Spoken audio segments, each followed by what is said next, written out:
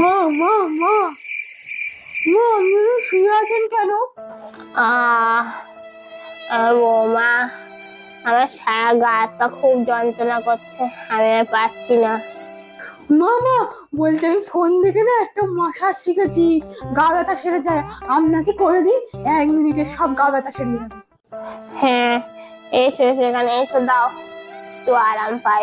বাবা গো, আর বৌমা একটু আসতে দাও, পায়ে লাগছে। ও বৌমা, বলছে একটু হাতটা আসতে দাও, হ্যাঁ, কারণ পাটা নামিয়ে সোজা করতে পারছি না। মা হয়ে গেছে।